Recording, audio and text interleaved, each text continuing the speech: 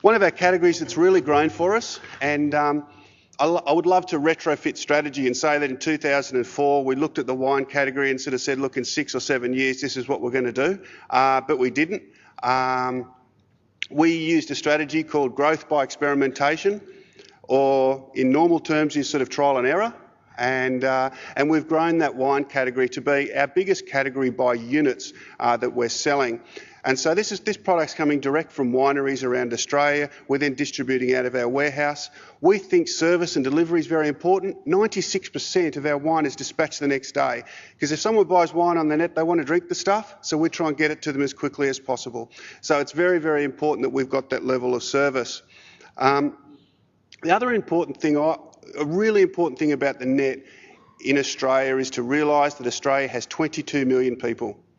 And so a lot of the time people copy what's happening in the US and what's happening overseas. It's 350 million there. So if you look at the 22 million people and you think, well, 90% of the time they like to go to a normal shop or bricks and mortar shop. So you drop that by, you got 10% of 22, it's starting to get smaller. So every time you look at things, you've got to look at the scale of the opportunity. Because in the US you can sell, lawnmower spare parts or sand shoes because the opportunity's there. In Australia, in a lot of cases, and you can see a lot of the successful companies, we're working across multiple categories, and that's what we find with wine. Some of the guys wine will then potentially go and buy a TV, they then might go and buy forklifts. So we utilise those people across multiple categories. This table here shows the key things we've done over the last 6 years to make our business scalable and profitable. And so the first thing that I had to do, because I became CEO in 2005, was actually take control of the business.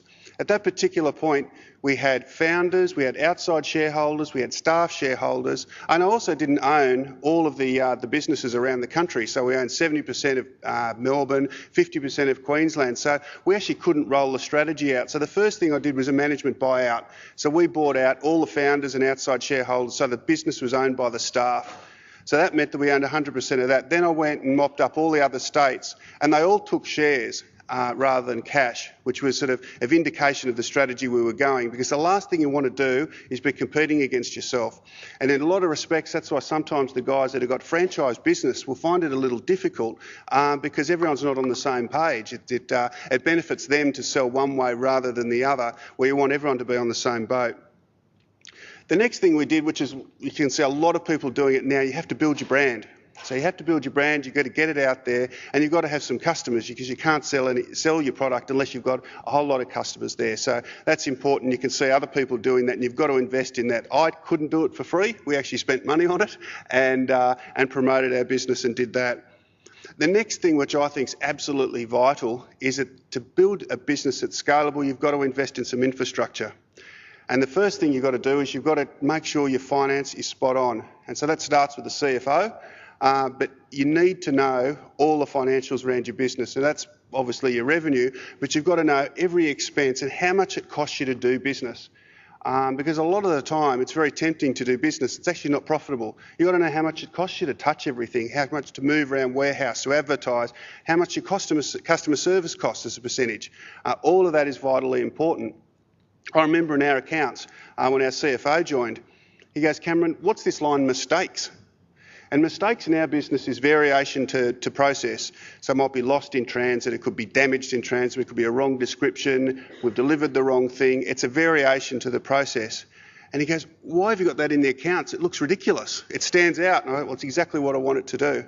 And so we focus a lot on variation to process, because in a lot of regards, that's actually your profit. And so we measure that to probably two decimal points as a percentage, all the different things, and we look at it and we speak to all our suppliers to make sure that's right. An obvious one is IT, in terms of the right IT team, and customer service is vital for us. We have 20 full-time people in our customer service department. At any given time, about half of them are answering phone calls. We think it's important, if we're representing our suppliers, whether they're retailers, wholesalers or manufacturers, we're doing the best thing by their brand. And their brand doesn't want you standing out there with no phone to be able to ring.